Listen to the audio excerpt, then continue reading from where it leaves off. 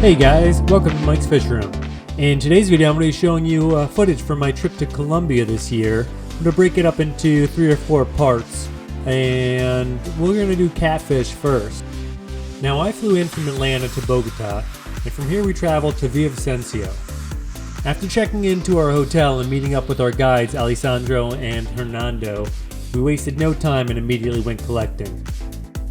First catch of the trip, an invasive guppy. We immediately continued east in search of Corydoras metae and a pistogram of a Be careful with a hole. What?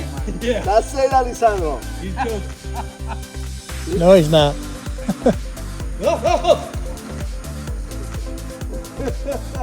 Besides having a lot of fun, we found both our target species.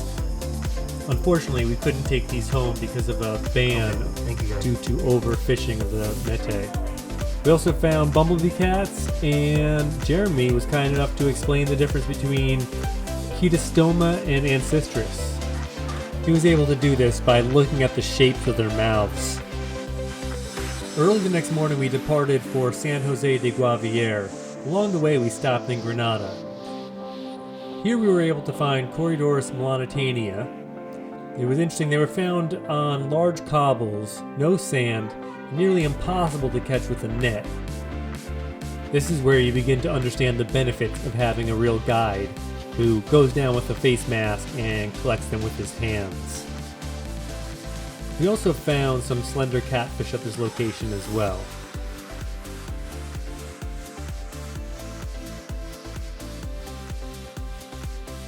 Next we move slightly closer into town where we have one of the highlights of our trips.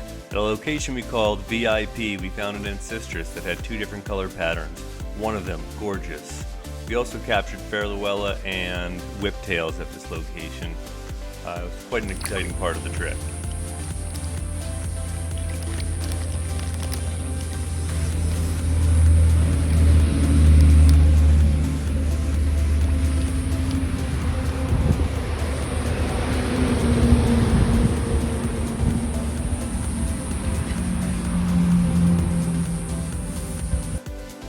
Several hours down the road, we stopped to refresh ourselves and caught 2 different cats. This one, and then these.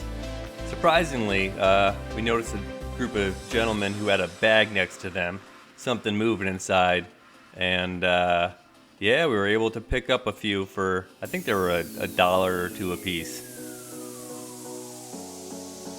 So while in San Jose de Guaviere, we stopped at a number of locations and caught a whole bunch of different cats. I couldn't even begin to tell you all the names, but there's some autocyclists. Caught a number of banjo cats, and I forgot to take pictures of the wood cats we caught at the locations down here, but we caught those as well. One of the target species I had for the area was Corydoras loxozonus, and we were successful finding them. What was neat was they were found exactly where people say you're supposed to find Corys, on nice, soft sand. So immediately after the stop where we caught the loxozonus, we left town on our way to Uribe, traveled up to Granada and then southwest. Oh, I'm sorry. That's the not so glamorous truth about how most underwater clips start. Someone slipping into the water.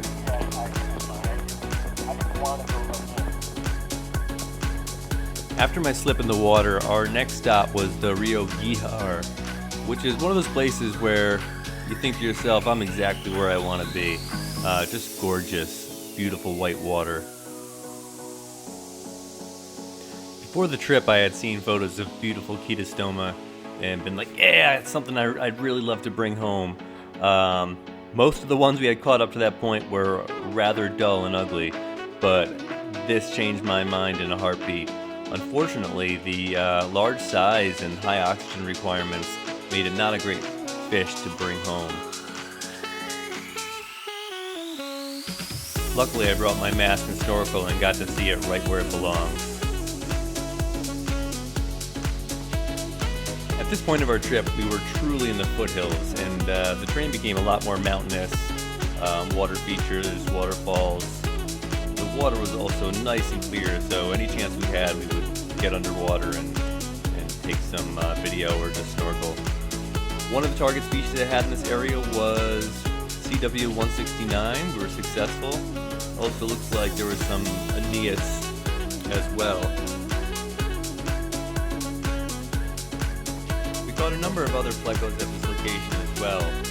Jeremy and Jeff would know the names, but I'm no expert. So comment below if you know which ones these are.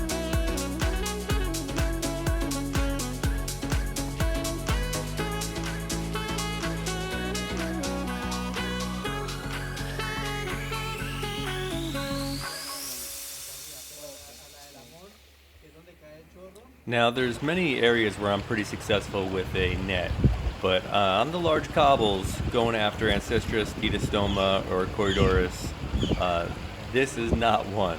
So I'm going to show you a little video of Alessandro and this technique he uses with his hands. He can use one hand or two hands, but he waves them over the fish, which disorients the fish, and then he's just able to grab it and pick it up.